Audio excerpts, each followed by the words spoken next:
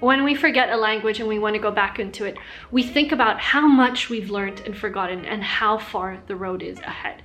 But when we break it up and we just look at the small piece we need to do today, tomorrow, and for the rest of the week, it's going to be much more successful. Hello everybody and welcome back to my channel. Can you believe we have like 5 months left of the year?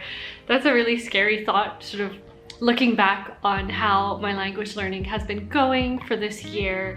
It's definitely not what I planned for it to be, but that is okay. And today we're gonna talk about relearning a language or coming back to a language after taking a long break. This is extremely hard if you've been a beginner and you've stopped for a while and you're trying to come back. It's a lot easier if you've learned a language to some kind of intermediate level, took a long break, and then came back to it. So we're gonna dive into that today, and be sure to watch until the end of the video because my most important tip is right at the end.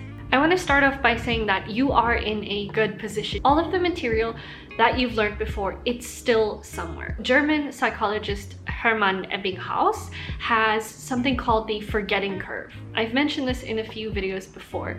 If you are re-engaging with material you've learned before, it's going to take you less time to relearn it than it did for you to learn it from scratch. If you forget material and you relearn it the second time, it's more likely to be ingrained much deeper in your memory. So this is positive. This is good news for us who need to go back to languages we may have forgotten. You haven't really forgotten it. You're gonna be surprised. At the beginning of the year, I had really lofty plans for a few of my languages, including Tagalog. And it's a beautiful language. I really enjoyed learning it, but it sort of fell off to the side when I started focusing most of my efforts on Hungarian. As you may know, I was on Hungarian television last month, which was so scary. And I was just like, I'm a beginner in Hungarian, so it was really intimidating, but I thought it would be good for me to step outside my comfort zone into that. So Tagalog is still a language that I want to learn, but other things have happened in my life this year that have made Hungarian and Spanish a lot more important for me. And now, if I do want to transition back into learning Tagalog from a beginner level, how do I go about that? I feel like I've forgotten a lot of what I've learned, and that is not a great feeling to be in. So let's talk a bit about that.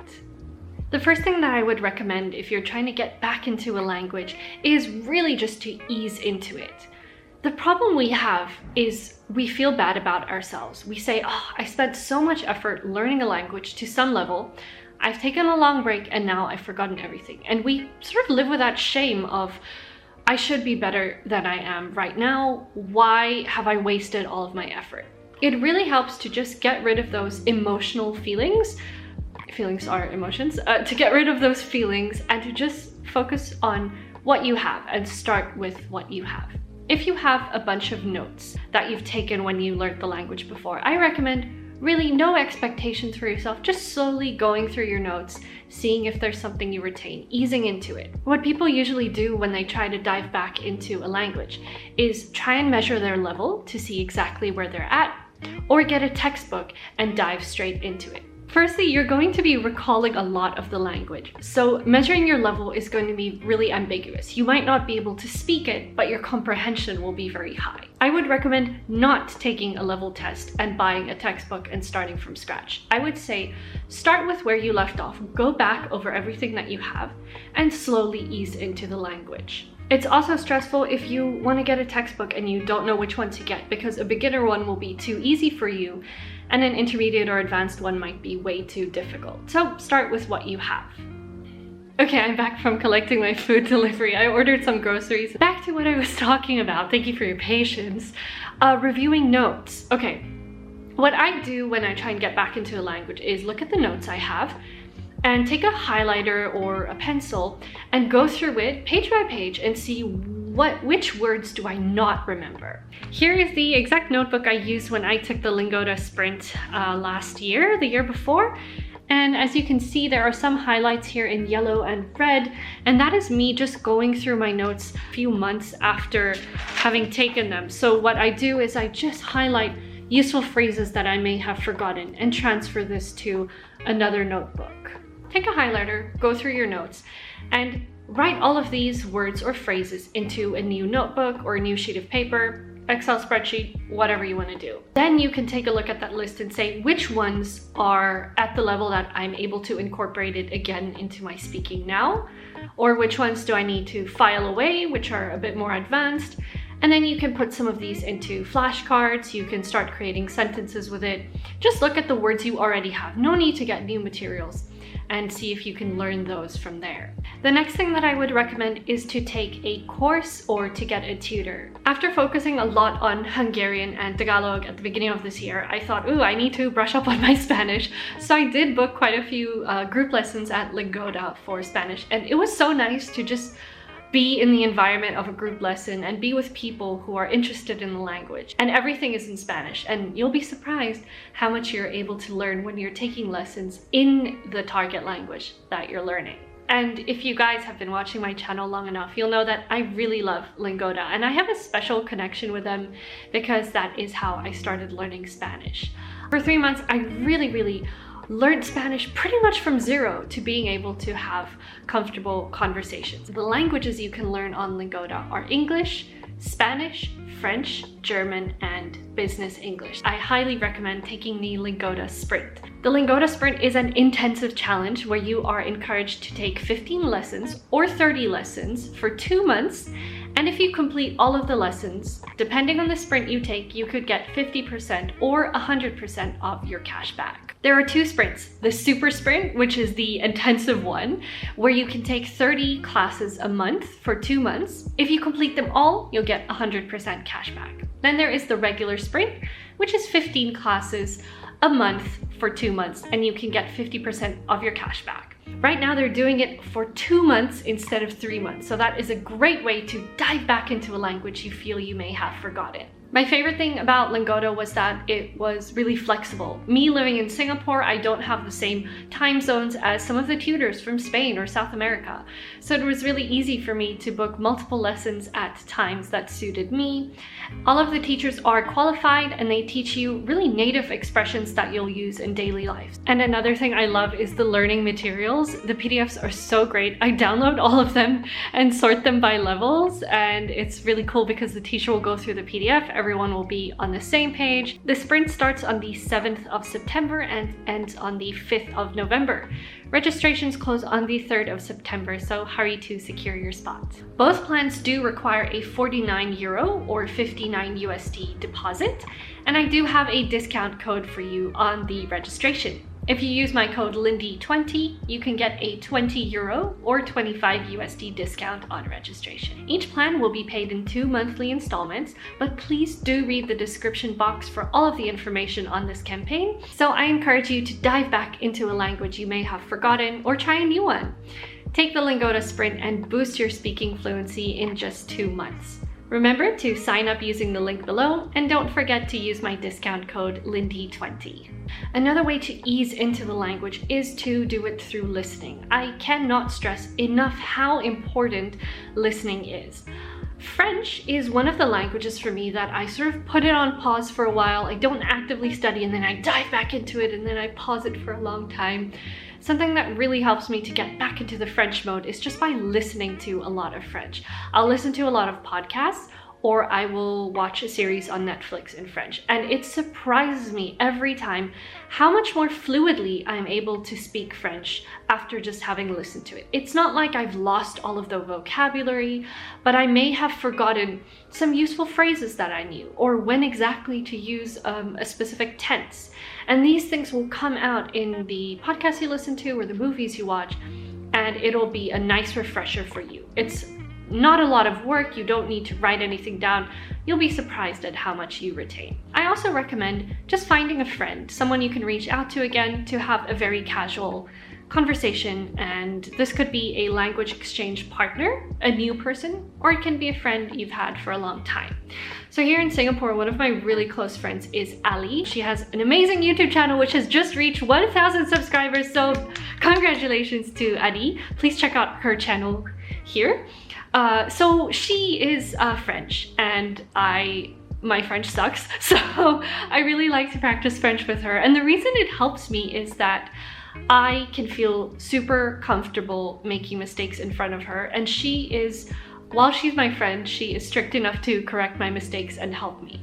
So I have a video where I show how I'm currently learning French, and we would do language exchange, we would do dictations together, I would get a lot of listening practice from her, and she would make it a safe environment for me to speak. So you can check out the video about how I'm learning French for more information on how we do that.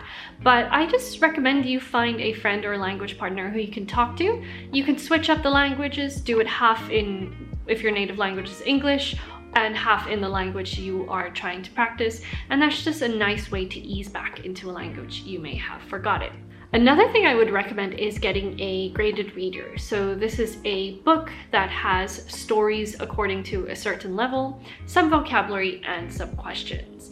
I have resource recommendations of books in different languages on my website, so please do check out the language resources page on my site. But just finding a book in a language, it doesn't have to be a textbook, just a reading book can help you ease back into it. You'll feel good because there's a lot that you still know, but you'll also be able to learn from whatever level you are. There will always be some new words and phrases to pick up. Now the last thing, the most important thing, if you take one thing away from this video, it's to break up your language learning into very, very small micro goals. For instance, let's take Tagalog, for example, the language that I am constantly putting on pause and forgetting. I have a textbook which is really, really wonderful. And what I did at the beginning of this year was to look at all of the chapters in the book I have, set aside some time for myself, whether that be 2 months, and then decide how many chapters I need to do a week or a month to finish the book. Like I said in the beginning of this video, that didn't happen, and that is because I set too high of a goal. I told myself to do 1 chapter a week, and it didn't work out because I'm really focusing on my design career right now. I'm working to improve my UX skills, leading the design team. I'm also learning Hungarian, and I want to brush up on my French. So looking at my life entirely, all of the aspects of my life outside of language learning, there's really no time for me to do 1 entire chapter a week. So I figured if I tell myself to do 1 chapter every 3 weeks, there will be a lot more leeway. Don't just follow my schedule, see how much time you are able to dedicate and break your goal into much smaller pieces. Something that has been helpful for me is this little journal. There are so many different ways that you can use a language journal. If you are incredibly disciplined and motivated, maybe what I tried at the beginning of the year could be helpful for you.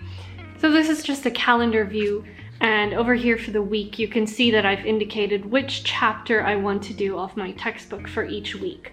I managed for a few weeks, but then it got difficult, and that's again because I didn't break my goal up into small enough parts. The other thing that I tried, which you can use if you're trying to get back into a language, is to write a journal entry every week. That doesn't put a lot of pressure on you. It's a small goal. It's just trying to do a little bit of writing practice weekly. And it was pretty good for me to stick to this, but I decided that personally I prefer to write longer form essays, and getting back into writing a language has really helped me refresh it. I have another video about how I write in a new beginner language, writing in a foreign language. All of my tips are in that video. It's sort of how I write an essay in Hungarian. I would recommend you watch that because you can apply that to refreshing a new language. You're going to have some sense of knowledge in the language, but you're going to be making mistakes and you're going to be stuck.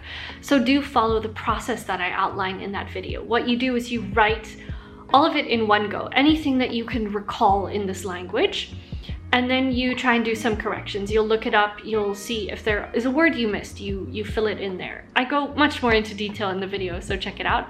And then at the end, you send it to a native speaker for correction. So that's one way that you can use a language journal to refresh your language. Oh, I almost forgot to mention one more thing. On the topic of breaking it into smaller goals, something that I've been doing with Spanish recently is just listening to one piece of audio content every single day.